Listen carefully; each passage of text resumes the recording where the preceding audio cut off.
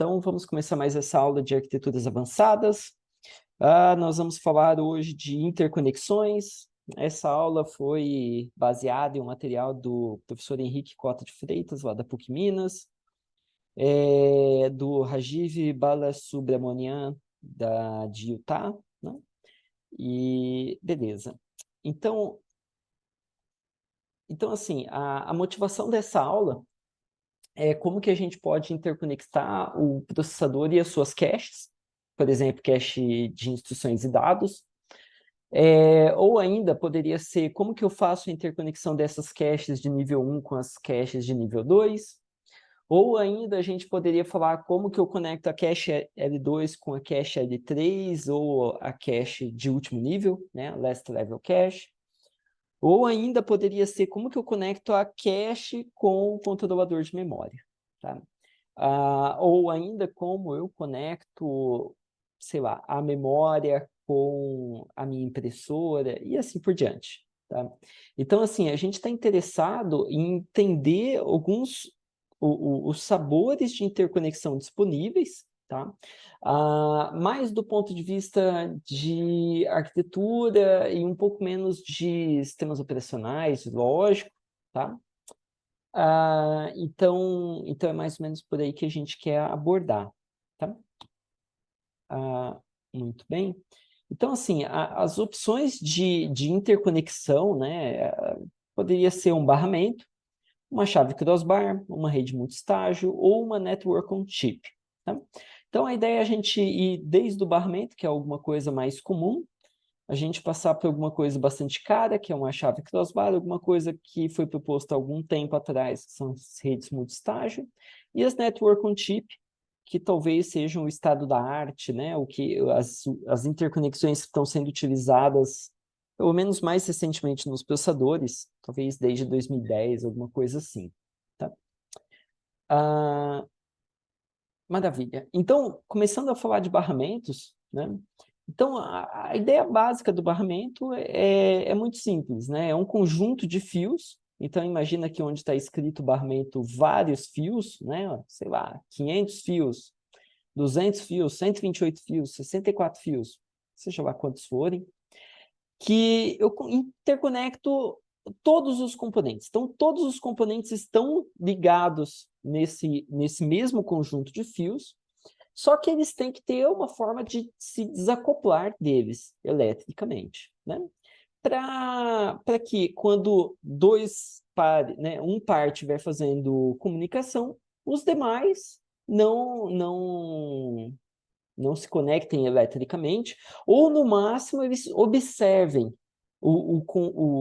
a comunicação acontecendo, tá? Então, pode ser que eu queira espionar a comunicação acontecendo, seja por um protocolo de coerência, alguma coisa assim, mas o importante é eu não permitir que dois componentes mandem, né, sinais elétricos ao mesmo tempo, porque isso daí ia configurar um curto-circuito, tá?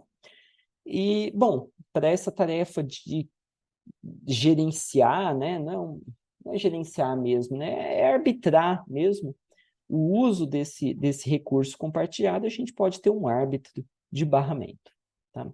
Então, o árbitro seria esse cara que vai fazer essa gerência, tá? Então, basicamente, o barramento, então, é esse conjunto de fios, tá? E aí, o que eu faço? Se eu quero comunicar dois pares aqui, esses dois pares vão compartilhar esses fios por algum tempo, fazer uma comunicação. Depois de certo tempo, eles podem se desconectar do barramento e eu posso, eventualmente, começar uma nova comunicação, né? Então, ao longo do tempo, eu vou tendo essa multiplexação do meu meio, né? Então, o meio são esses fios do barramento, e ao longo do tempo, eu vou mudando quem está se comunicando ali. Tá? Então, o que a gente já começa a entender é que não vai haver nunca uma comunicação em paralelo com outra comunicação, né? Eu sou limitado a um tipo de comunicação sequencial, né? Eu só consigo fazer uma comunicação por vez. Legal. Então, o que a gente pode falar desse barramento, né? Os atributos dele. Esse barramento ele tem uma largura de banda, né? Bandwidth, que ela costuma ser expressa em bytes por segundo, né? Ou ainda a gente poderia ver em alguns casos, eles colocam assim, milhões de transferências por segundo, né? Milhões de transferências por segundo não é muito elucidativo, né? Ele não nos explica muita coisa, porque uma transação envolve quantos bits, né? Então, 10 milhões de transferências por segundo, só que cada transferência é um bit, não é uma vazão muito alta, né? Agora, 10 milhões de transferências por segundo, cada transação pode ser 1 gigabyte, olha, então agora a gente tem alguma coisa boa, né? Então, quase sempre a gente está interessado em quantos bytes a gente consegue transferir por segundo, né? Que nos diz, então, qual é a largura de banda desse barramento. Agora, várias coisas afetam essa largura de banda. Por exemplo, o comprimento físico do fio, né? Isso daí vai influenciar na propriedade elétrica na latência, né? Para que o sinal elétrico ele percorra o fio. Tá? Então, se for né, um comprimento muito, muito grande, eu vou estar com esse problema. Nós temos o segundo problema, que é o número de módulos conectados no barramento. Então, se eu tiver muitos módulos conectados, se eu olhar para um módulo apenas, aquele módulo ele vai ter uma capacidade de transferência reduzida, porque eu tenho que compartilhar aqueles fios com mais pessoas. E nós temos ainda a largura em bits, né? Que é muito ligada com a quantidade de fios, né? Não é 1 para 1, né? Mas ele tende alguma coisa com a quantidade de fios. Tá? Maravilha. Claro, a gente pode pensar que o alto desempenho, né, a largura de banda muito alta, não é o que a gente precisa sempre, né? Tudo depende do cliente que a gente está conectando. Por exemplo, se eu estou conectando o mouse, o Zanata não mexe a mão dele tão rápido assim, né? O teclado, o Zanata não digita tão rápido assim, ninguém digita muito rápido. Uma impressora, a impressora já começa a requerer um pouco mais de desempenho, de taxa de transferência. E assim por diante, né? Então, depende de quem né, de quem que está conectado ali. Basicamente, o que o barramento ele nos fornece é um baixo custo, tá? E alta flexibilidade, porque eu consigo conectar mais pessoas, né? Então, eu tenho um conjunto de fios, eu vou conectando mais pessoas. Maravilha. Agora, essas mais pessoas que estão sendo conectadas, se eu olhar do ponto de vista do barramento, o barramento ele vai sendo mais utilizado, né? Então, ele vai chegando mais próximo do seu pico teórico de taxa de transferência. Mas se eu olhar para cada comunicador, eles começam a ficar cada vez com menos oportunidade de transferir dados, porque agora eu tenho que compartilhar, né, essa rodovia com muito mais outros comunicadores. Então, o barramento ele costuma ter um gargalo na largura de banda, e claro, ele também tem restrições elétricas, né? Maravilha. Então, a gente pode ter as vias do barramento, tá? Então, esse conjunto de fios, né? Note que às vezes eu posso usar, sei lá, 2 fios para fazer uma via de transferência, né? Porque eu quero fazer uma transferência em alta frequência e eu posso usar alguma esperteza elétrica ali, tá? Mas basicamente essas vias elas podem ser dedicadas, sabe? Então, um caso muito comum é o da memória RAM, né? Então, a memória RAM, ela tem, por exemplo, né, um módulo de memória. A gente vai falar desse módulo mais para frente nas aulas, né? Mas vamos supor que o módulo desse de memória ele tem um barramento com 64 fios de dados, tá?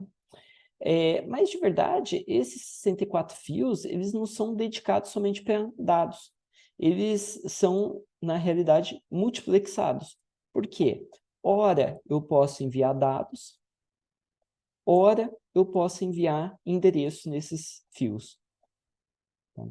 Então, ele, ao longo do tempo, ele é multiplexado. Né? Eu vou ter um MUX aqui que vai decidir se eu estou mandando dados ou se eu estou mandando endereços naquele momento. Tá?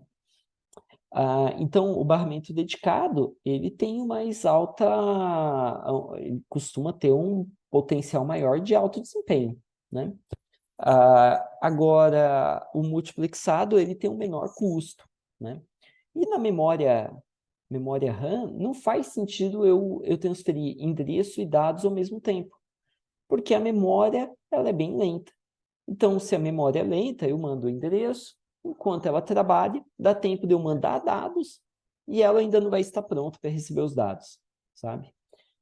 Ou eu mando o endereço esperando os dados voltarem e vai demorar vários ciclos até que os dados estão prontos. Então, faz sentido ela ser multiplexada, né?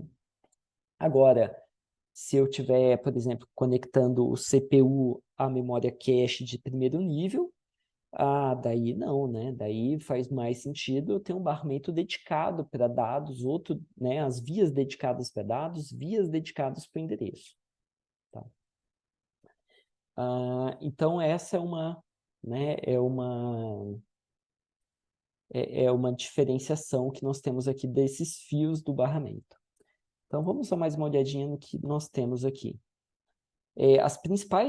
Os principais vias, né, que a gente tem, né, o que é um grande sucesso é você ter um barramento só de dados, um barramento de endereço, um barramento para sinais de controle, tá?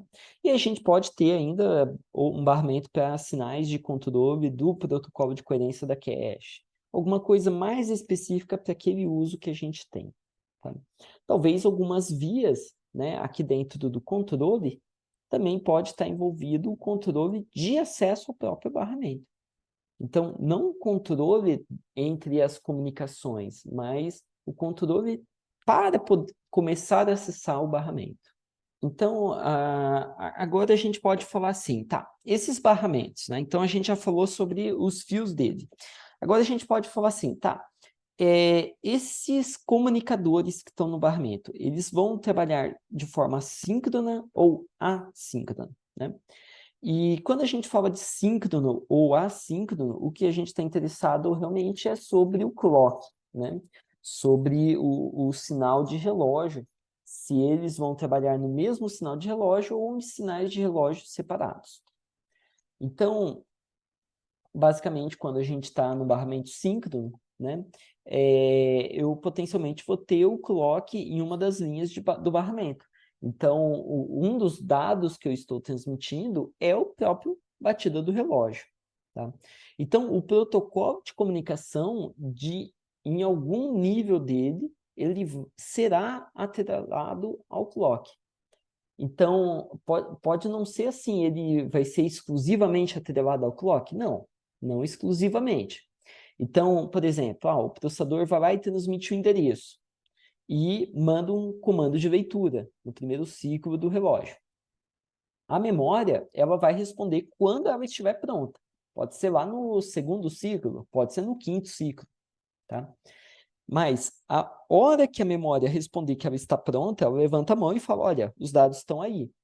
Ela já sabe de antemão que o processador vai conseguir copiar os dados que ela está enviando no barramento em um único ciclo, sabe? Então, a memória, eu não consegui dizer de antemão qual que era a latência dela, mas eu sei de antemão que uma vez que eu coloco os dados, em um ciclo, os comunicadores conseguem copiar aqueles dados. Tá? Então, a ideia aqui é nós termos uma lógica um pouco mais simples para o controle da transferência de dados. O barramento vai ser mais rápido, e vai ter um custo um pouco menor, porque eu vou ter um pouco menos de fios, né? Fios de controle. Eu vou ter o field clock, mas eu vou ter fios de controle a menos. Tá?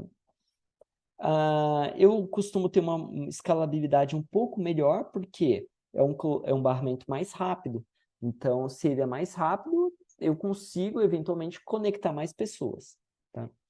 Agora, eu tenho algumas restrições. Por exemplo, todo mundo conectado nesse barramento, pelo menos a interface com o barramento tem que estar na mesma velocidade. Tá?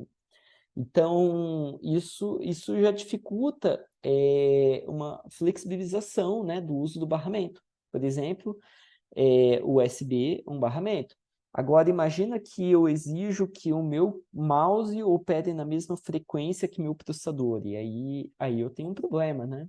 Eu vou ter que comprar um mouse novo a cada vez que eu troco de máquina, alguma coisa do tipo. Tá? Então, a gente vai ter um problema um risco de ter um clock skew. Tá? O clock skew é quando eu tenho um atraso da chegada do clock devido ao tamanho do fio. Então, a gente tem um problema do comprimento do fio vai ser bastante limitado, né? Para eu evitar clock skew muito grande. Tá? Dependendo do clock skew, o dispositivo, ou seja, dependendo do tamanho do fio, o dispositivo ele não vai conseguir respeitar a política do barramento. Então, por isso, eu tenho esse comprimento do fio limitado. Tá? E, bom, escalabilidade limitada. Eu não diria que ela é ilimitada, eu acho que isso aqui está por engano aqui. Tá? Beleza. Então, aqui é um exemplo desse tipo de transação. Então, eu tenho o primeiro ponto, um comunicador coloca o endereço que quer acessar, por exemplo, um acesso à memória. E depois ele pega e ativa o sinal de requisição. Tá? O sinal de requisição ele é invertido, então ele ativa no nível baixo. Tá? E qual tipo de requisição? É uma requisição de leitura. Então, a leitura também foi ativada em nível baixo. Tá? Muito bem, ele fica lá esperando o dispositivo. Olha só que interessante. No ciclo seguinte, que foi feita a requisição, a memória, ela já falou, ó, espera aí. Então, ela ativou o sinal de espera. E nisso, quem está esperando outra ponta, por exemplo, o processador, ele fica lá batendo o pezinho dele só esperando. Um ciclo, 2 ciclos. No segundo ciclo, a memória vai e fala, olha, os dados estão prontos. Tá? E assim que ela faz desativa o wait, ela coloca os dados. Tá? E ela sabe que a leitura por parte do processador vai acontecer em um ciclo de relógio. Então, logo que o processador faz a leitura, ele já começa a desativar o sinal de requisição e leitura. Tá? Então, a memória ela não teve que esperar nada do processador falando, olha, acabei de copiar, pode tirar do buffer. Não. Ela pode, simplesmente, um ciclo depois, já tirar do buffer os dados. Agora, por outro lado, o barramento assíncrono, tá? A gente vai ter um aperto de mãos um pouco maior. Ali teve um aperto de mãos que foi o wait. O wait estava ativo, então fica esperando. Quando o wait desativou, estava pronto. Então, no barramento assíncrono, eu não tenho clock único. Então, eu posso ter o processador trabalhando a 3 GHz, trabalhando com o meu mouse a, sei lá, 10 MHz, 10 Hz. Não sei qual que é a frequência de um mouse, né? Então, o que a gente tem é um barramento mais flexível, ele é adaptável a velocidades diferentes, né? Então, é mais ou menos assim, o processador vai falar, olha, está aqui gostaria desse endereço, ou eu gostaria de começar essa transação, e ele fica esperando até que o outro dispositivo, quando recebeu aquele pedido, ele fala, recebi teu pedido. Aí o processador, puxa, graças a Deus, né? Estava demorando demais. E aí vai para a próxima etapa, e assim por diante. Tá? Então, é dito que esse barramento é mais adaptável, né, às mudanças tecnológicas, aos avanços da tecnologia.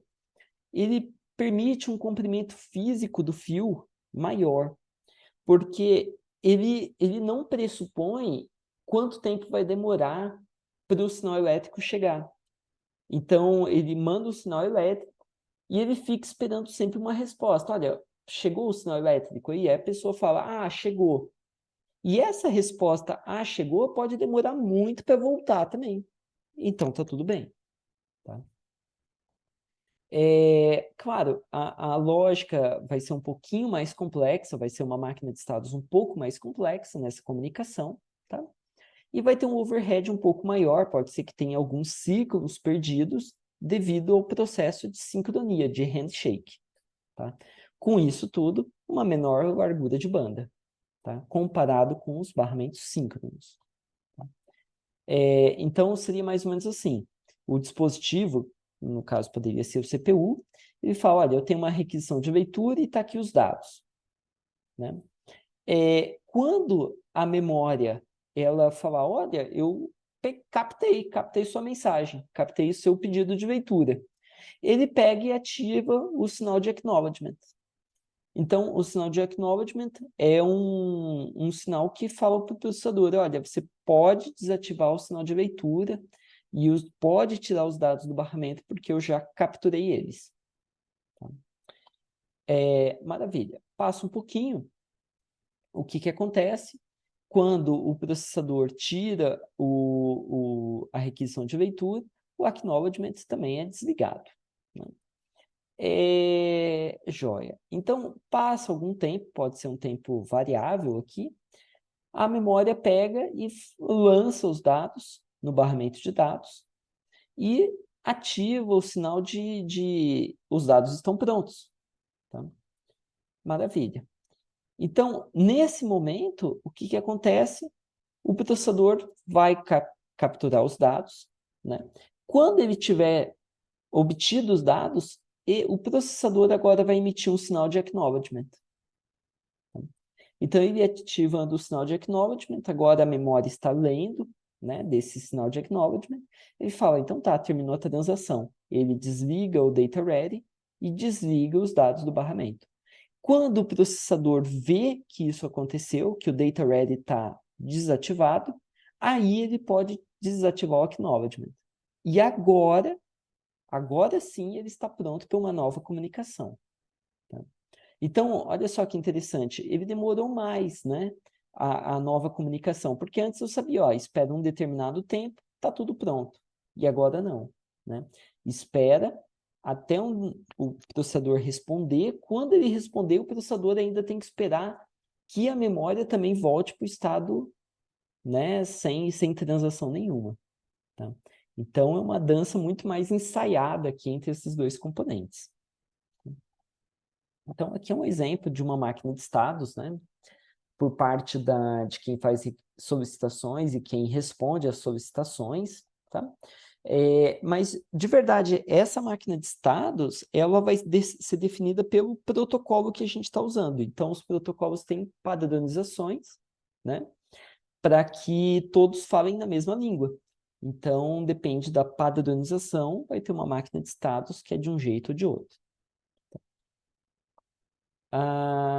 Maravilha. E falando um pouquinho mais de padronização, a gente pode se lembrar de alguns barramentos clássicos, né, como o USB, né? Então, o USB, a primeira versão que eu lembro de cabeça, ele garantia até 255 componentes conectados. Ou seja, ele é um conjunto de fios e eu posso conectando mais componentes, mais componentes, mais componentes. E eu não estou aumentando o conjunto de fios que estão em comunicação, só estou aumentando o comprimento dele, né? Com mais camaradas se conectando. Então, eu posso conectar o monitor eu posso conectar o mouse eu posso conectar o teclado eu posso conectar um outro hub, e assim por diante, uma impressora, um scanner, e eu posso ir pendurando essas coisas no barramento. Tá? Agora, se eu quero fazer um novo dispositivo para esse barramento, eu tenho que ver a padronização USB e implementar de acordo. Tá? Maravilha. Então, agora chega a hora da gente falar sobre os papéis que tem aqui no acesso ao barramento. Tá? Então, basicamente, eu tenho os dois papéis básicos, que é o gerente e o trabalhador. Tá? O gerente é aquele cara que inicia as requisições, tá? E o trabalhador é aquele que atende as requisições. Então, por exemplo, a memória, ela é basicamente um trabalhador, né? Enquanto a placa de rede, né, ela pode ser um gerente, né? Porque ela pode falar, olha, chegou um novo pacote, eu quero guardar na memória, né? O processador, ele vai ser um gerente sempre, né? Agora, eventualmente, sei lá, a placa de rede pode ser um trabalhador, né? Ele pode ter dois papéis, tá? Maravilha. E aí o esquema de acesso ao barramento, tá? Quando eu tenho apenas um gerente, tá? Bom, fica muito simples, né? Porque só tem uma pessoa que pode iniciar a comunicação, então fica tudo simples. Agora, se eu tenho vários gerentes, tá? O que eu vou precisar eu vou precisar de um mecanismo que tenha uma arbitragem para dizer qual que é o gerente que vai começar a comunicação no próximo momento.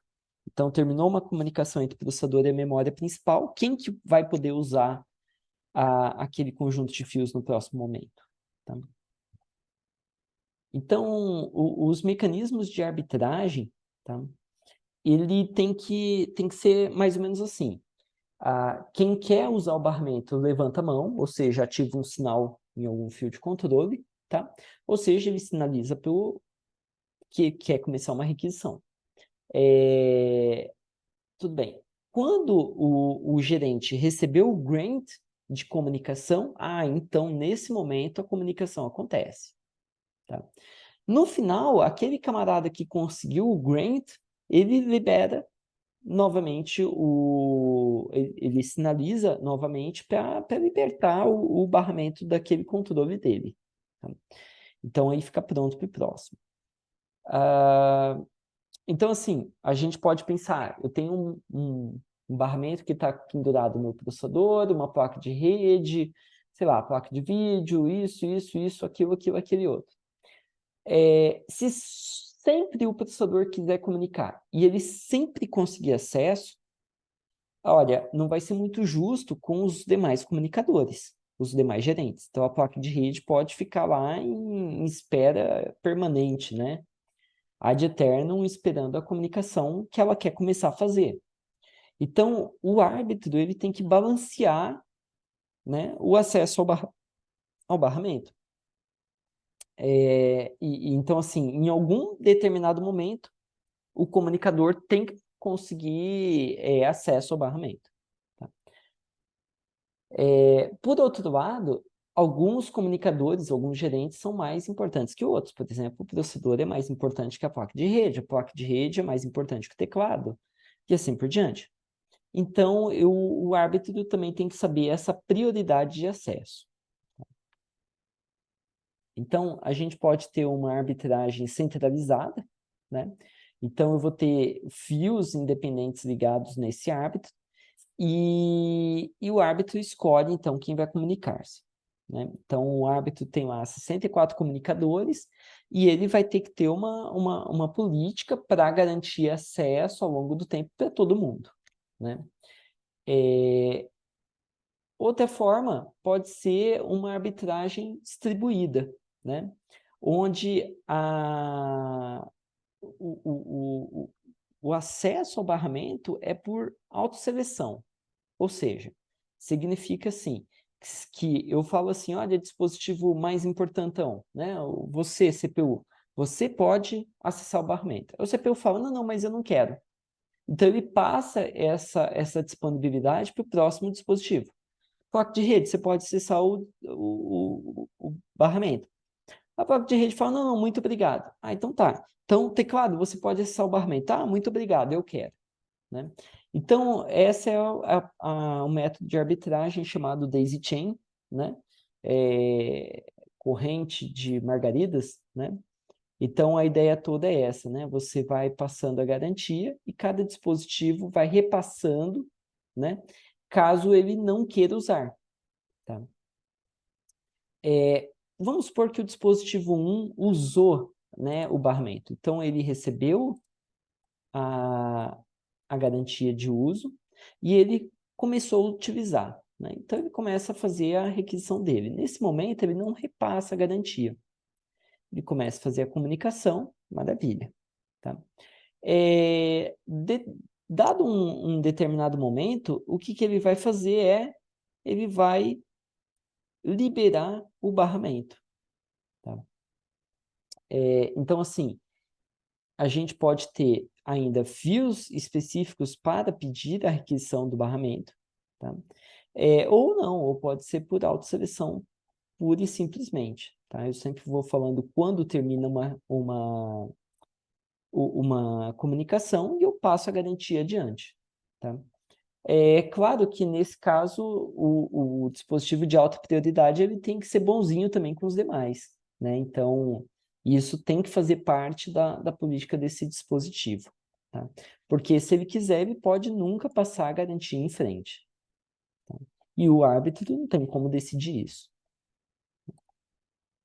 Muito bem. Então, assim, eu posso ter essa arbitragem por autoseleção, essa é uma forma, né? Eu poderia ter uma outra maneira que seja por, né, não da forma do daisy chain, né, que a garantia vai sendo repassada, mas eu dou a garantia para todo mundo. E todo mundo sabendo quem quer utilizar o barramento, já sabe quem vai conseguir obter o barramento, porque todos têm a mesma política, né? Agora, a gente pode também fazer a distribuída com acesso por detecção de colisão, né? Que é mais comum, por exemplo, em meios aéreos, né? Imagina que o ar é o nosso barramento, porque é o meio que vai ser comum a todos os comunicadores, né? E o que acontece é você pega e tenta comunicar na hora que você bem entender. Agora, na hora que você tentar comunicar, se naquele exato momento você vê que tem outra pessoa também tentando se comunicar, então teve uma colisão. Nesse caso, todo mundo dá um passo atrás, para de comunicar, espera um tempo arbitrário, por exemplo, o Bluetooth é assim, né? Ele espera um tempo arbitrário e tenta comunicar de novo. Então, é bem comum, né? Se a gente está, sei lá, no aeroporto, o Bluetooth começa a falhar, né? Porque tem tantos dispositivos com Bluetooth, tantas pessoas ali com fone de ouvido, não sei o quê, usando Bluetooth, que ele está tentando fazer a comunicação, todos ao mesmo tempo, né? E acaba virando uma grande bagunça. Tá? Se eu começo a conectar mais dispositivos Bluetooth no mesmo sistema, também vai acontecer isso. Tá? Então, quando duas ou mais requisições acontecem simultaneamente, tem uma colisão, e aí cada dispositivo dá um passo atrás. No caso do Bluetooth, eles esperam um intervalo aleatório de tempo, né? E esse intervalo, ele costuma ser, então, assim, joga uma moeda, né, joga um dado de 0 a 10. Tenta comunicar. Deu problema? Tudo bem. Joga um dado de 0 a 100 e tenta comunicar, depois de passar desse tempo. Deu problema? Então, ele vai aumentando o intervalo de tempo, né? Esse intervalo aleatório vai aumentando cada vez que dá uma colisão, né? Por quê? Porque se entende que tem muitas pessoas se comunicando. Então, a probabilidade de ter dado uma colisão é porque tem, né, é muito alto se tiver muitos comunicadores. Então, eu vou aumentando esse tempo. Então, a gente agora vai caminhar para uma outra forma de comunicação que eu entendo assim como um extremo, né? Então, a gente estava num caso onde era muito barato, né? Muito simples, e agora a gente vai para alguma coisa que é bastante caro, bastante sofisticado, né? Que são as chaves crossbar. Tá? Então, a chave crossbar, a descrição dela é basicamente assim, olha, é um dispositivo que tem chaves de ligação para cada conexão possível entre dois usuários. Tá? Então, imagina que em um ponto fica os gerentes ou quem envia dados. Tá? Então, aqui seria o A, a porta de envio do A, o sender, o B, a porta de envio do B, o C, a porta do envio do C e assim por diante. E aqui poderia ficar o A, a porta de recebimento dele, o B, a porta de recebimento dele, e assim por diante. Tá? Esse é um exemplo, ou poderia ser dispositivos totalmente distintos, tá? Como, por exemplo, o CPU 0, o CPU 1, CPU 2, CPU 3, e a memória 0, a memória 1, a memória 2, e assim por diante. Tá? Então, o que nós temos aqui nós temos vários conjuntos de fios, né, nesse esquema de matriz aqui, né, dessa malha, e nós temos os pontos de interconexão. Então, basicamente, né, se o CPU 0 quer se comunicar com a memória 2, eu iria conectar eletricamente esses caras aqui. Tá? Então, olha só que interessante. Eu consigo conectar o CPU 0 na memória 2, ao mesmo tempo que eu consigo conectar o CPU 1 na memória 1, o CPU 2 na memória 0, o CPU 3 na memória 3, o CPU 4 na memória 8, e assim por diante. Então, eu consigo, né, fechar basicamente uma conexão a cada linha e a cada coluna, né? Então, o tamanho da diagonal principal aqui é a quantidade de comunicações em paralelo que eu consigo fazer, potencialmente. Tá? Então, essa interconexão é chamado de cross-point. Tá? São os pontos que eu consigo fechar. E aí a gente pode começar a pensar, tá, como é que esse negócio vai funcionar, né? Eu vou ter que soldar o fio lá e dessoldar ele, né? Como que eu faço isso, esse controle, né? Basicamente, né, o que a gente vai ter ali em cada crosspoint, nós vamos ter que ter um multiplexador, né, um MUX, que vai conectar qualquer uma das entradas com aquela determinada saída, sabe?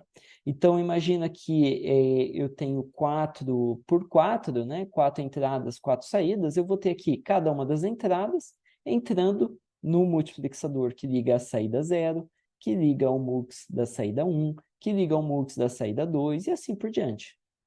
Tá? Então, esse camarada, né, essa chave crossbar, então ela, na verdade, é um conjunto de fios com uma quantidade bem grande de multiplexadores. Tá? Então, no caso, eu precisaria ter um multiplexador para cada camarada de saída. Né? Então, cada ponto de saída vai ter que receber um multiplexador. Essa é uma forma de construção. Cada um desses multiplexadores estaria conectado com todas as entradas possíveis. Né? Então, ele tem que ter fio e mais fio para conectar todo mundo com aquele MUX. E aí, a saída dele. Aquele primeiro comunicador com todos os demais. E aí, a segunda saída. E assim por diante. Tá? Então, olha só que interessante. A cada nova hora, a cada momento que eu quero aumentar o tamanho dessa chave crossbar, se eu quero colocar mais um comunicador, né, o que vai acontecer? Todos os multiplexadores de saída vão ter que aumentar em uma porta. Tá? Cada vez, claro, eu vou ter que colocar um fio novo ligado rotear um fio novo a cada um desses MUX de saída, tá? Então, ele é dito que essa chave crossbar é extremamente cara, porque ela, para receber novos comunicadores, ela aumenta bastante o custo de fio e o custo de lógica para fazer os multiplexadores, tá? Bem, que o multiplexador a gente pode fazer com uma porta de desacoplamento, alguma coisa assim. Mas, mesmo assim, eu aumento a quantidade, o tamanho dessas portas. Tá? Ah, maravilha. Então, assim, ele é o oposto do barramento no sentido que todos os participantes podem estar conectados ao mesmo tempo. Né? O que não vai acontecer é assim, se eu tenho dois gerentes conectados a um único trabalhador. E isso não vai acontecer nunca, né? Porque configuraria um curto-circuito. Os dois gerentes tentando enviar sinal para o trabalhador, tá? Mas, se eu tiver a demanda por comunicação com trabalhadores diferentes, eu consigo conectar todos os trabalhadores ao mesmo tempo, se houver a demanda, tá? Então, assim, tem uma alta vazão e alta disponibilidade, né? Tem uma boa escalabilidade no sentido de velocidade e no sentido de vazão. Então, quer dizer assim, eu coloco mais comunicadores e a tendência é que não caia tanto a vazão olhando para cada um dos comunicadores isoladamente, né? Agora, o problema é que tem um alto custo área, né? Porque eu preciso de muitos fios sendo roteados e eu preciso de várias portas lógicas para construir os multiplexadores, por exemplo. Tá? Eu vou ter vários pontos de controle, né? Então, a cada saída, basicamente, eu vou ter um controle, né? E eu vou ter então, por outro lado, eu vou ter uma escalabilidade limitada, porque expandir isso daqui para suportar mais dispositivos significa eu ter mais fios e mais multiplexadores, né? Não é somente conectar no mesmo conjunto de fios. Então, a escalabilidade é limitada nesse segundo sentido, tá?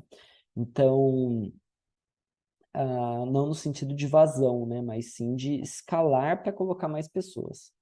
Tá? Então, assim, uma conta de padeiro que eu fiz, né? Olhando como que eu faria um MUX, né? Lá na aula de circuitos com portas NAND, né? Então para eu fazer um MUX com duas portas, né? Quer dizer, se uma chave crossbar tem duas portas, duas de entrada, duas de saída, eu vou precisar de dois MUXs de 2 para 1, né? O que daria em torno de 6 NAND gates. Para eu fazer quatro comunicadores, 4 de entrada, 4 de saída, eu vou precisar de 4 multiplexadores de 4 para 1, que só fazendo uma conta de padeiro aqui daria em torno de 36 gates. Se eu quero fazer 8, esse cara vai precisar de 8 vezes 8 para 1, 168. E assim por diante. Então, ele cresce muito, né, a quantidade de portas. Tá? Aqui a gente nem está falando da quantidade de fios sendo roteado, né? Que seria também um absurdo.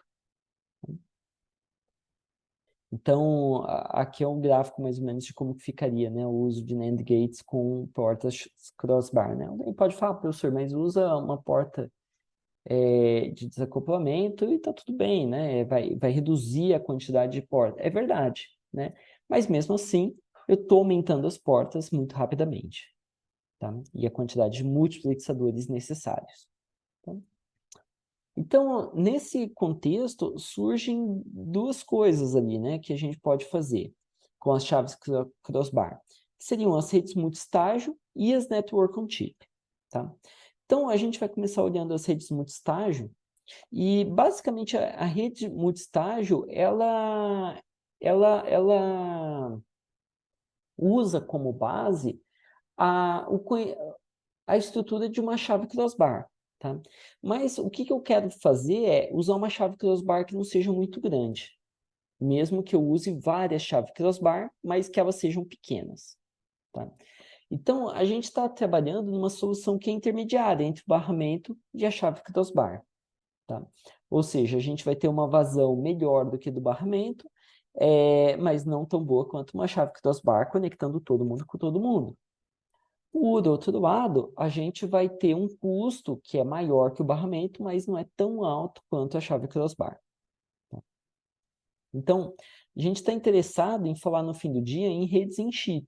Mas antes de chegar em redes em chip, como elas nasceram baseadas em redes multistágio, faz sentido a gente dar uma olhada em redes multistágio. Tá? Então, essas redes multistágio tem vários tipos, né? Tem a Banyan, a Batcher Banyan, a Sunshine, tem diversas, tá?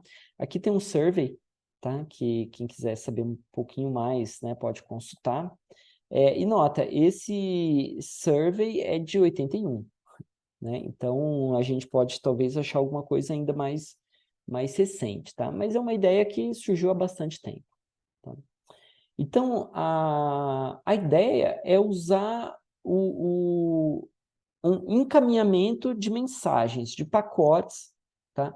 Num estilo de como é feito, né, sei lá, usando o TCP/IP, né, que a gente vai ter, olha, eu quero me comunicar com a porta tal, com o IP tal. Então, eu vou tendo um chaveamento a cada novo componente de rede que eu vou passando, né? Então, assim, mas no caso aqui, a rota ela vai ser muito simples e ela é baseada basicamente na porta de saída. Tá? Então, assim, uma rede, né, usando switches de 2x2, então quer dizer, aqui é uma chave crossbar de 2x2, tá? Duas entradas, duas saídas. Tá? O que eu vou ter de decisão a ser tomada? Basicamente assim, se eu vou fazer essa, né? Opa, deixa eu ver se eu consigo desenhar essa comunicação aqui, ou se eu vou fazer essa comunicação nessa porta de baixo, tá? Então, basicamente, eu consigo suportar dois tipos de comunicação.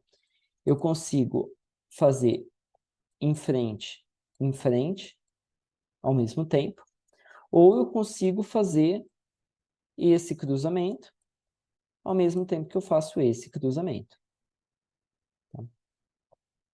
Então, a ideia toda é, eu vou ter um cabeçalho nos dados que eu estou enviando. Então, nesse cabeçalho, eu vou ter basicamente um conjunto de bits, que cada bit me diz o que tem que acontecer na tabela de roteamento. Então, por exemplo, se for 0, quer dizer que a saída é em frente. Se for 1, quer dizer que a saída é abaixo, na segunda porta. Então, a porta 0 ou a porta 1. Tá? Então, claro que esse daqui seria o pacote chegando nessa porta aqui. Se for um pacote chegando nessa porta, o 0 significa ir para cima e o 1 significa ir reto. Tá? Então, basicamente, eu vou dizendo a rota passo a passo aqui. Agora, por que tem tantos bits aqui? Né? Porque na primeira vez que chegar num elemento de switch, ele vai usar a rota 0. No segundo elemento, ele vai usar a rota 1. No terceiro elemento, a rota 0. No quarto elemento, na rota 1. E assim por diante. Então, esse tipo de rede multistágio, ele costuma ser muito fechado, né? É uma coisa intra-chip. Então, ele não costuma ser, não é comum, né? A gente vê isso em dispositivos que você vai comprar, sei lá, um teclado, depois vai adicionar um mouse e você vai expandir ela ou vai reduzir ela. Ela costuma ser um tamanho fixo, por isso o cabeçalho tem um tamanho fixo, né? O roteamento desse cabeçalho a gente consegue determinar a priori. Então, basicamente, aqui uma rede Boolean, né? Eu tenho aqui os conexões, né? Os comunicadores, os gerentes, vamos dizer assim, do 0 até o 7. E aqui eu tenho a saída 0, 1, 2, 3, 4, 5, 6, 7. Tá? E a gente vê que eles fazem uma dança, né? Então, o comunicador 0 está conectado aqui nessa porta. Agora, o comunicador 1 já está conectado na porta de baixo, no roteador de baixo. O 2 está conectado no roteador ainda de baixo, e assim por diante. Tá? Então, olha só que interessante. Basicamente, eu tenho essa daqui, a porta de saída 000, 001, 010, 011, 100, 100, 101, 110 e 111. Tá? Então, olha que maravilha. Vamos supor que esse cara aqui de cima quer enviar alguma coisa para a porta 111, tá? Para a saída 111. Então, ele chega no primeiro roteamento e ele consome um bit. Opa, é o bit mais significativo. Ele consome esse bit aqui. Então, a porta 1, que é a saída. Ele vem aqui para baixo. Chegando aqui, ele consome o segundo bit. de roteamento. E a porta é 1 de saída. Vem aqui para baixo. Chegando aqui, ele consome o terceiro bit, porta 1. Então, cheguei no meu destino. Cheguei no 1. Tá? Então, o número do destino, ele diz qual que é a tabela de roteamento que eu quero usar. Né? Então, eu não... Né? Nesse caso aqui, eu quero enviar para o 101. Ou seja, estou enviando aqui para esse camarada. Então, olha só que legal. O segundo comunicador manda, consumo primeiro 1, venho aqui para baixo, consumo 0, venho para cá, consumo 1, venho para cá. Tá? Então, ele tem essa dança, esse vai e vem. Esse é um exemplo, né? A ideia não é entrar em muito mais detalhes, tá? Mas, de verdade, né, a gente poderia ter essas 4 comunicações, por exemplo, acontecendo ao mesmo tempo. Né? A gente poderia ter ainda outras comunicações acontecendo também ao mesmo tempo. Então, assim, se 2 pacotes chegam no mesmo switch destinado à mesma porta de saída, aí tem uma colisão, né? Então, a gente já pode pensar que essa chave crossbar, esse switch, ele pode ter um buffer, para na hora de colisão ele dar preferência para um dos dois e depois seguir, tá? E é dito ali que na rede Banyan, né, se a gente ordenar os pacotes em ordem crescente, a chegada, né, não vai ter uma colisão. Tá? Muito bem. Então, agora chega a hora da gente falar das redes em chip. Então, a ideia aqui é a gente ter algo parecido com o que a gente tem nas redes TCP/IP, né? Só que vai ser para conectar componentes dentro do chip. Tá? Então, por exemplo, conectar o processador e a memória. Então, pensem nisso, né, quando a gente estiver falando de redes em chip. Eu estou conectando caras, né, componentes que estão se comunicando toda hora, né, em uma curta distância. Tá? Então assim, eu quero os benefícios que a rede de computadores pode trazer, mas eu não quero os overheads, como, por exemplo, um protocolo de comunicação muito caro, esse tipo de coisa. Tá? Então, a gente vai adaptar essa rede que a gente já conhece, rede de computadores, para dentro do chip, né? Fazendo as simplificações possíveis e necessárias. Tá? Então, a ideia, os componentes principais que nós vamos ter aqui são por exemplo, né, uma proposta aqui, né, para a gente começar a pensar, seria, imagina que eu vou ter núcleos de processamento, tá? Esse núcleo de processamento, ele pode ter, cada um do seu núcleo, uma memória cache, e eventualmente ele quer se comunicar com outro núcleo de processamento. Então, não é um computador se comunicando com outro computador, é um núcleo de processamento se comunicando com outro, né?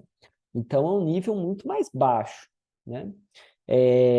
Eu ainda poderia pensar que olha, um outro cenário também bem possível seria eu ter alguns processadores, né, com suas caches e tudo mais, mas eu ter outros comunicadores aqui que são memórias cache de nível maior. Tá? Então, eu posso ter diversas configurações aqui. Tá? Embora no início, quando surgiu, né, e o material que eu estou me baseando era para comunicação entre núcleos, tá? O que acabou se tornando uma realidade foi a comunicação entre processadores e memória cache utilizando redes em chip. Tá? Enfim, então temos os comunicadores, tá? Conectados aqui nessas camaradinhas aqui. O que nós temos também são os roteadores, que são esses camaradas aqui, coloridinhos aqui, bonitos, né? Então, eles vão ser os que estão decidindo as rotas e fazendo as comunicações em si, né? E nós vamos ter a interface de rede, Network Interface, NI, tá? Então, os NIs, embora eu não desenhei aqui na cache, também vai ter um NI, tá? Claro, é uma network interface muito, muito simples. Tá? Então, a gente não está interessados em, sei lá, 8 níveis de empacotamento. Não, nada disso. tá? Tem que ser alguma coisa muito, muito simples, tá?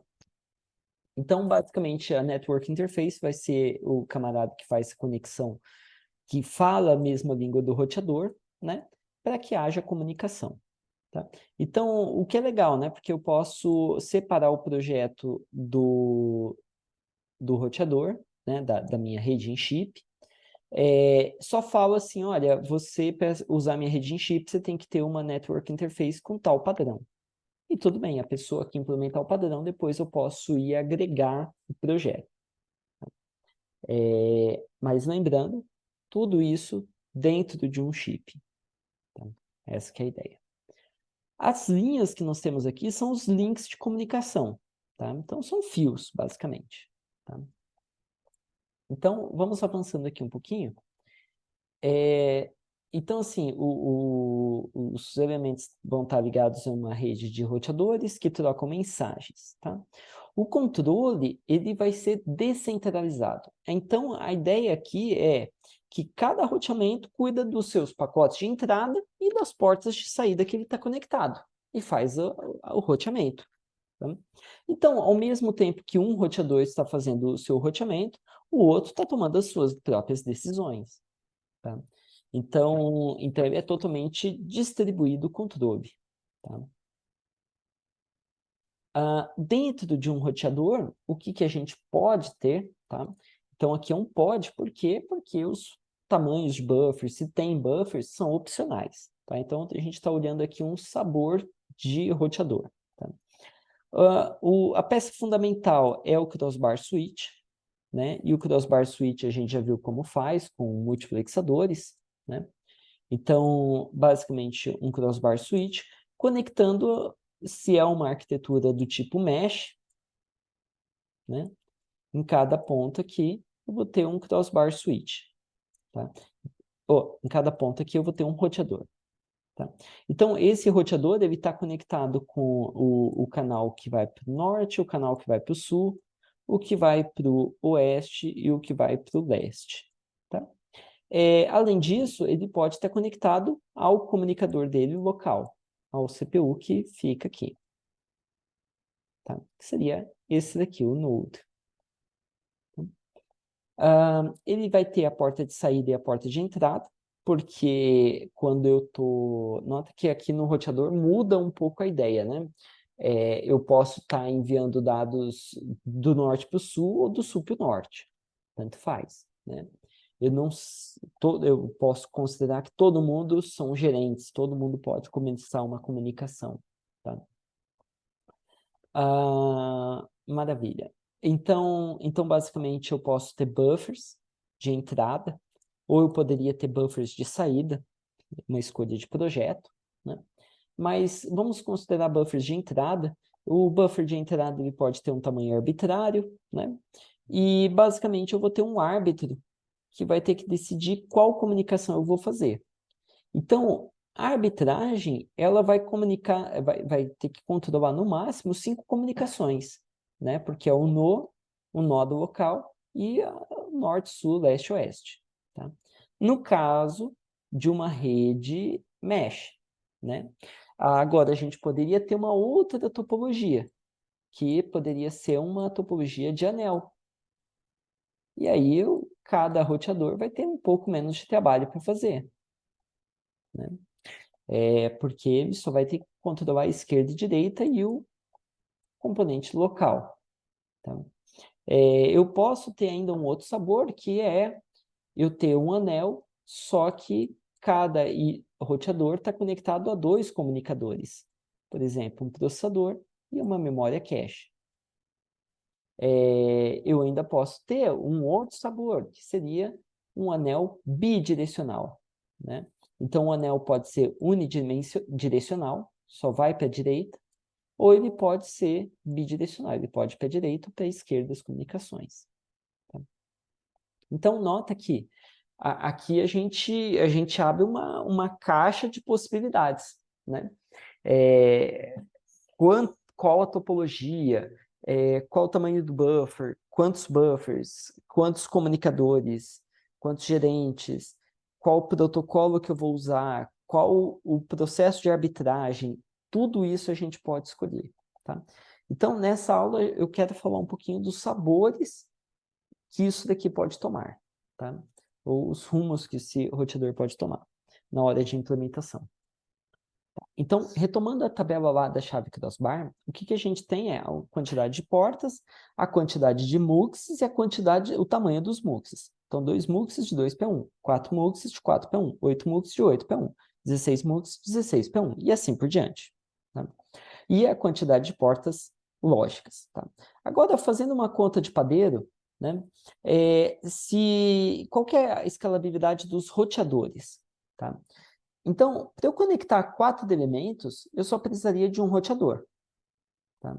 E esse roteador, né, ele teria as 4 portas de entrada. Então, teria 36, que é o equivalente a uma chave crossbar de 4 entradas também.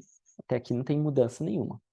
A partir do momento que eu tenho 8 elementos para conectar, tá? Eu vou precisar de 2 chaves crossbar. Na verdade, efetivamente, eu vou estar conectando 6 elementos. Agora, o equivalente de 2 roteadores, quando eu uso chave crossbar, seriam 168 portas. Para 16 comunicadores, eu vou precisar de 4 chaves crossbar. 4 chaves crossbar custaria 144 portas NAND. O equivalente, se eu fosse fazer com chave crossbar, 720. Então, nota que aqui tem a chave crossbar que a Nokia utiliza. Então, eu preciso de uma chave crossbar, 2 chaves crossbar, 4 chaves crossbar, 8 chaves crossbar. Só que o tamanho da chave crossbar não está aumentando. Sempre são chaves crossbar de 4 por 4. Então, o que a gente consegue ver é que a medida de crescimento de portas NAND para a rede em chip, ela é muito menor do que quando eu utilizar só, pura e simplesmente, uma chave crossbar, que vai aumentando de tamanho. Tá? Então, embora a Nokia utilize uma chave crossbar dentro dela para fazer o roteamento, ela utiliza uma chave crossbar pequena. E qual que é o potencial? O potencial da Nokia é usar várias dessas chaves crossbar para ir fazendo o chaveamento de circuito até chegar no destino. Tá? Então, ele tem uma vazão um pouco menor que a chave crossbar. Tá? Mas o custo também vai ser bem menor. Tá? Então, vamos falar um pouquinho das topologias de interconexão. Tá? Então, a gente falou da topologia mesh, né, que foi basicamente uma das primeiras propostas. Tá? Seria essa daqui. Tá? Agora, nota que eu posso ter outras topologias. Então, eu tenho essa daqui, onde todo mundo está conectado com um camarada só, seria uma topologia estrela. Né? Uma topologia de árvore, né? Então, tudo que a gente vê lá de complexidade de algoritmos, de árvore, né? Qual que é o tempo de comunicação, o tempo de computação, né? Quando um algoritmo ele usa uma estrutura de árvore, a gente vai ter os benefícios de uma comunicação rápida parecido com o que a gente vê lá em algoritmos. Tá? O mesh, né? Ou a grelha. A gente tem a Torius, que seria uma mesh, só que os elementos distantes, eles também estão conectados, né? Que seria esse caso aqui, ó, Torius, tá? Eu tenho um hipercubo, tá? Que é um cubo, né, conectado, como se fosse um cubo 3D, tá? E ainda a gente tem o pipeline, tá? Seria somente uma conexão. Poderia ainda falar da conexão em anel e outras mais, tá? Os grandes sucessos são de verdade a Mesh, né? E o Anel. Tá? E o Anel são os grandes sucessos assim, que a gente vê a indústria adotando. A gente poderia ter outras, né, mais avançadas, como o Shordal Ring, né? Que ele não é todos para todos, mas eu tenho uma quantidade pequena de saltos para chegar em qualquer um dos comunicadores. Tá? Então, o potencial de ganho de uma rede ela é definida basicamente pela distância, no pior caso, entre dois comunicadores. Então, eu quero reduzir a distância desses comunicadores. Então, por exemplo, o Shorter Ring, ele tem esse potencial. Eu coloco mais links, né? Mas, por exemplo, vamos pegar esse cara, se comunicar até esse daqui. Então, não sei qual que seria o melhor caminho, mas vamos tentar aqui. Ele iria por esse caminho, depois ele iria por esse caminho, depois ele vem para cá, né? Então, ele tem, com 3 passos, eu consegui chegar em um elemento que estava bem distante na minha rede. Tá? Tem outras também que não visam somente reduzir a quantidade de saltos, mas garantir que tenha redundância. Tá? Então, a Honeycomb é uma dessas. Então, se eu tiver algum roteador aqui que está danificado, né? Então, se eu estava fazendo essa comunicação, eu começo a dar uma volta por outro lado. Tá? Ah, se eu tiver mais um roteador danificado, eu consigo achar um outro caminho mais distante, mas chegar no mesmo lugar. Tá? Então, o potencial do Honeycomb é esse, né? Ele é mais tolerante a falhas. Tá? Então, se houver uma queima de um roteador, ele consegue continuar funcionando. Tá? Muito bem. Tá? Então, a gente tem a topologia. Outro ponto que a gente pode abordar são os protocolos de comunicação. Então, como que eu vou escolher a rota, né, para chegar em um determinado lugar e tudo mais? Então, basicamente, uma mensagem conectada, né, uma mensagem entre um processador e a memória, ela pode ser dividida em vários pacotes. O que faz muito sentido. Por exemplo, a memória de RAM, quando ela devolve uma linha de cache, ela não devolve os 512 bits de uma vez. Ela vai bombeando 64 bits, mais 64 bits, mais 64 bits, e assim por diante, né? Então, faz muito sentido, quando tem uma comunicação entre a memória principal e a memória cache, que a mensagem seja dividida em pacotes, né? Isso também garante que eu consigo mandar mensagens grandes, mesmo tendo um número reduzido de fios entre dois comunicadores. Tá? Então, eu tenho uma mensagem que pode ser dividida em pacotes, e além disso, eu posso ter um pacote que ele pode ser dividido em fleets. Tá? Então, basicamente assim, um pacote, ele é um pedaço de dado, né, que vai ter uma informação sobre o cabeçalho, ou seja, ele vai ter alguma informação sobre o destino, né, e informações para o receptor reconstruir a mensagem que está sendo enviada. Tá? Bom, então assim, um pacote pode ser que ele tenha lá 512 bits, né? E eu quero quebrar ele em pedaços menores, em pedaços de 64 bits, em 64 bits. Então, eu poderia, primeiramente, né, no primeiro pacote, no primeiro pedaço, né, esse pedaço é chamado de fleet. Tá? No primeiro fleet, eu tenho uma informação sobre o meu destino. Agora, os demais fleets, eles não precisam ter essas informações. Tá? Então, basicamente, o que eu tenho num pacote é cabeçalho, fleet, fleet, fleet, fleet. Esse cabeçalho ele pode estar anexado a um fleet ou não. Tá? Mas a ideia é que o conceito de fleet ele não precisa ser associado a ter um cabeçalho. Tá?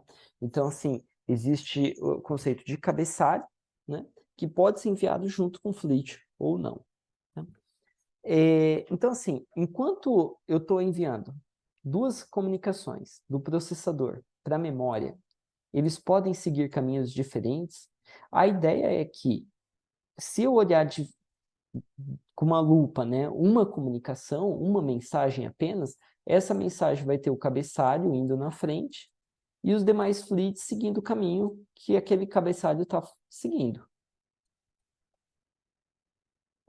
Então, o cabeçalho vai na frente e aquele mesmo caminho do cabeçalho os fleets têm que seguir, porque os fleets não têm informações sobre o destino, tá? Agora, dois pacotes podem seguir caminhos diferentes. Então, eu mandei dois pacotes entre mesma origem e mesmo destino, eles podem ter caminhos diferentes, tá? Não necessariamente vão ter. Basicamente, o tamanho do fleet, ele é determinado pelo tamanho do link. Então, o link entre dois roteadores, qual que é a largura dele? Ele tem 16 fios. Então, é muito provável que o meu fleet vai ter 16 bits de tamanho.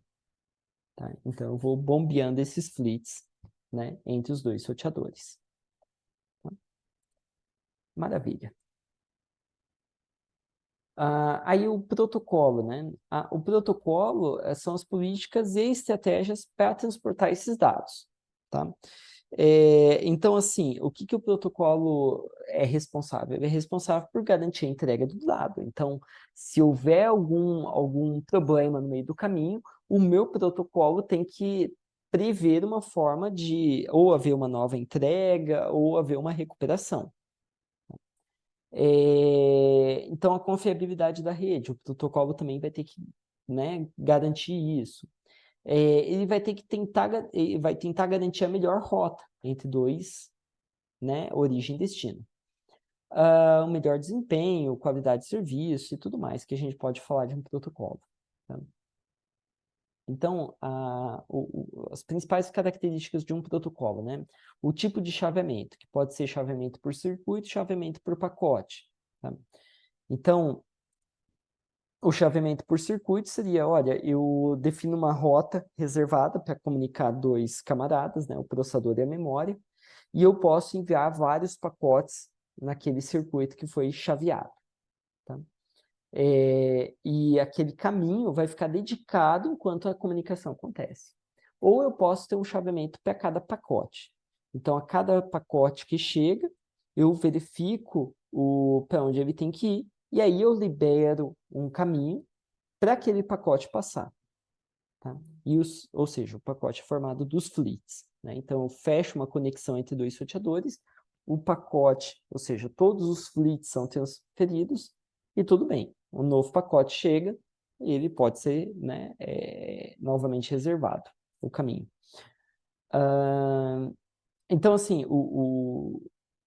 se você pensar, né, entre um caminho que é compartilhado entre processadores e memórias, né? Então, por exemplo, um caso de uma mesh, né? Então, eventualmente, eu posso fazer a comunicação passar por aqui, e esse link aqui de baixo, ele vai ser o mesmo compartilhado com esse cara aqui. Então, pode ser que hora está mandando um pacote, né, da origem 0, uma hora da origem 1. Tá? Então, chaveamento é feito por pacote. Ou o chaveamento pode ser feito pelo circuito, né? Eu vou fechar todo o circuito e só o 0 vai se comunicar. Maravilha. Tá. Então, pode ser orientado à conexão ou não, né? Pode existir uma conexão já entre origem e destino ou não. As técnicas de encaminhamento de pacote. Se a gente pensar entre cada roteador, né? Ele pode armazenar todo o pacote, ou seja, todos os fleets, e só depois encaminha para o próximo roteador, ou ele pode, a partir do momento que chegou o cabeçalho, ele já pode começar a encaminhar aquele cabeçalho e os demais fleets vão seguindo a mesma rota. Tá? Tá. Ou ainda ele pode ter um virtual cut-through, né? Que seria, ele faz o handshake antes para ver se pode começar a enviar o próximo pacote, o pacote para o próximo roteador, né? Tá. Então, né, se eu tenho uma comunicação, seria mais ou menos assim. Eu transfiro no ciclo 0 ao cabeçalho, depois eu transfiro alguma parte, alguns bits, e o final do pacote.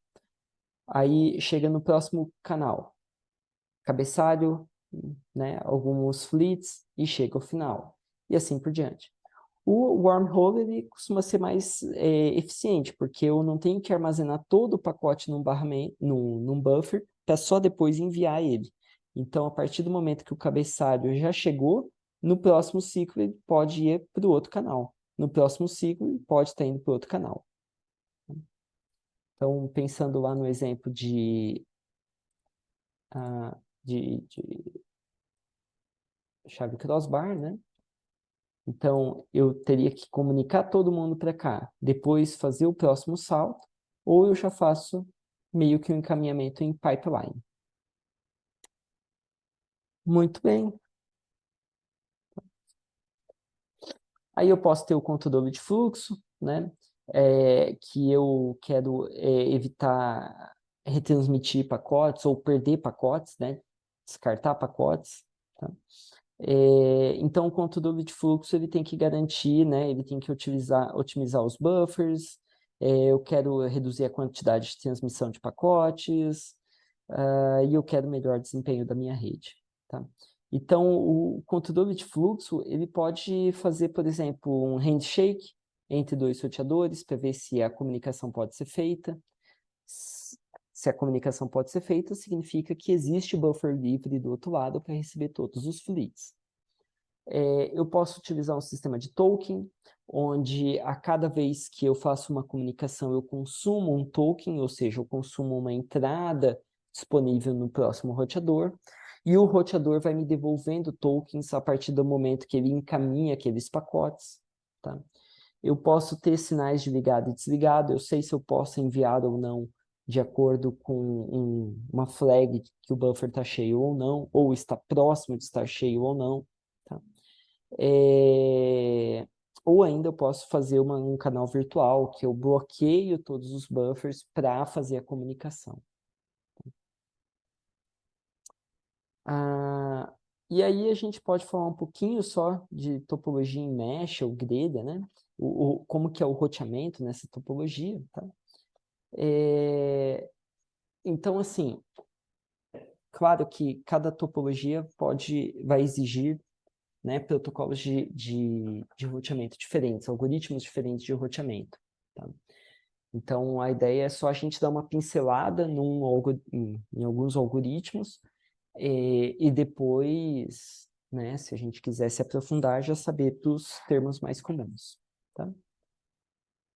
Então, o, o algoritmo ele pode ser classificado, né, de acordo com onde o roteamento vai ser feito. Então, assim, se o roteamento vai ser feito logo na origem da comunicação, lá já vai ser pré-definido a rota, ou se a rota vai ser feita sob demanda.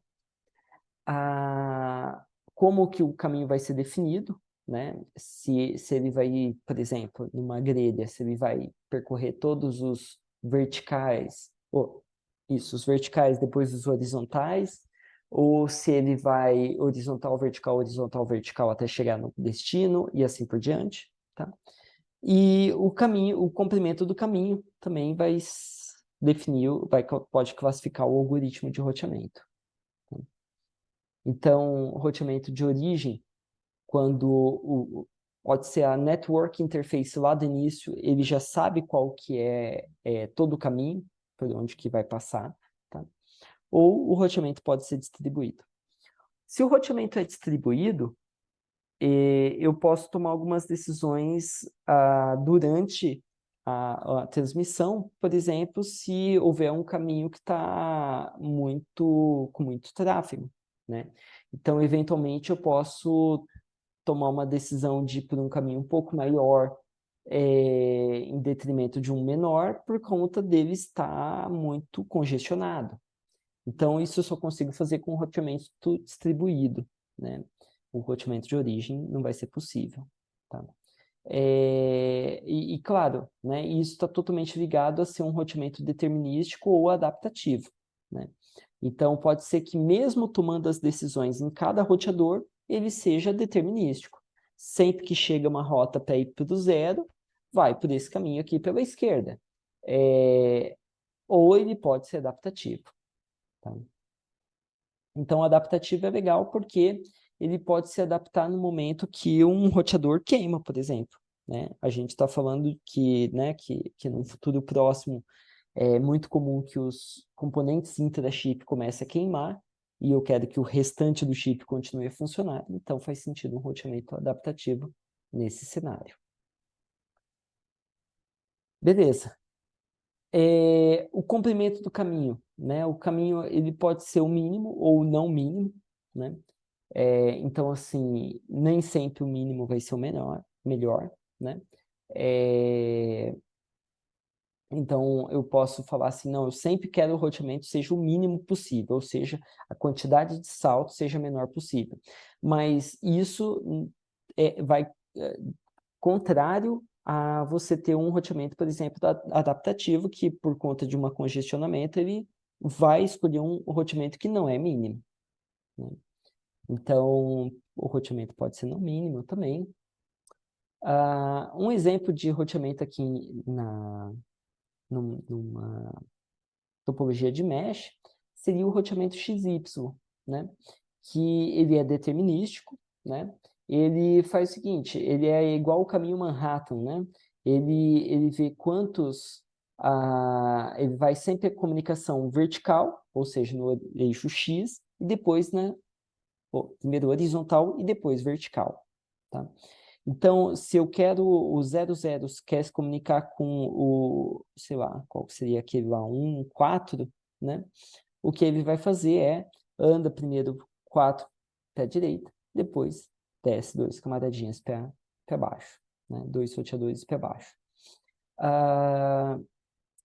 Então, basicamente, ele faz essas movimentações, né? Da direita para baixo ou da esquerda para cima, ou da esquerda para baixo, direita para cima. Tá?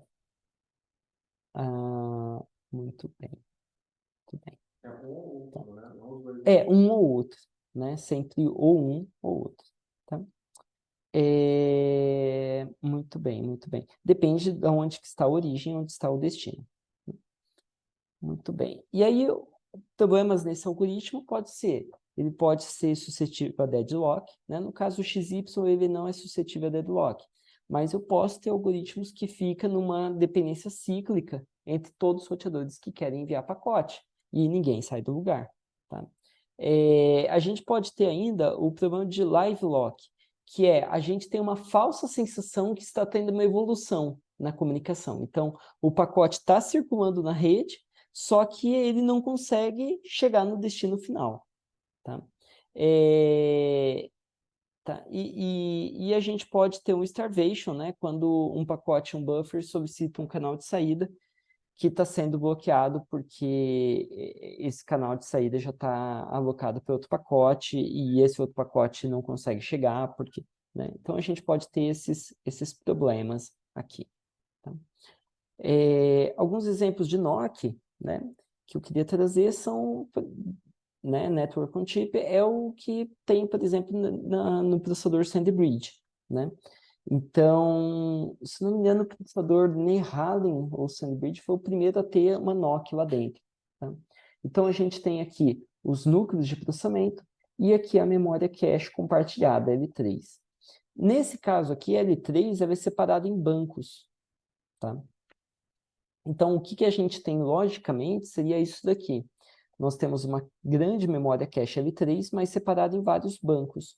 Então, alguns endereços estão nesse banco, outros endereços nesse banco, outros endereços aqui. Então, o que a gente tem é, dependendo do endereço de memória que eu quero, de memória cache, eu vou entrar na rede, fazer alguns saltos e chegar na memória, né, naquela porção de memória cache. O dado, então, vem, faz alguns saltos e retorna para quem requisitou. Tá? Então, nota que eu vou ter um cabeçalho que vai ter que me dizer qual que é o endereço, quem que está requisitando, e na hora de voltar vai ter um cabeçalho dizendo qual que é o destino, né? E logo depois os dados propriamente dito. Tá? o que é legal também é que essa interconexão, né, ela se conecta os controladores de memória também, DDR, né? Então, no caso, os dois canais de DDR3. Tá? Além de outros, né, o Quick Path Interconnection, que seria para conectar com outros processadores, no esquema de NUMA, né? E o PCI Express também, seria uma outra conexão. Tá? Então, esse daqui é um esquema que é uma topologia de anel bidirecional. Tá? Claro que a gente não pode afirmar muito sobre o protocolo, mas eu imagino que o protocolo seja um protocolo determinístico, que ele é definido pela origem, né? Então, na origem eu já digo quais são os saltos, né? Então, vai 2 para a direita e chega no local. E ele é o mínimo possível, né? Eu imagino que seja isso. Né? Muito bem. Outra NOC foi adotada no Xeon Phi, né? A Intel até recentemente falou que anunciou, né, que vai ter um novo Xeon Phi com 240 núcleos de processamento, né? Mas as primeiras gerações tinham em torno de 50, 56 núcleos de processamento, tá? E a ideia, então, era esses núcleos de processamento são os tiles, né? Os tijolos aqui, tá? E ele tem um roteamento XY, né, numa rede de interconexão mesh 2D, tá? Então, os diversos núcleos de processamento, eles podem chegar até o controlador de memória, até os diversos controladores de memória, né, os diversos canais, através dessa rede de interconexão. Tá? Então, basicamente, cada tile era formado de 2 núcleos, tá? Uma cache L2 compartilhada entre esses 2 núcleos. Tá? Muito bem. Então, os Unify Knights Landing. Tá? Algumas referências. Bom, pessoal, era isso que eu tinha para essa aula de hoje.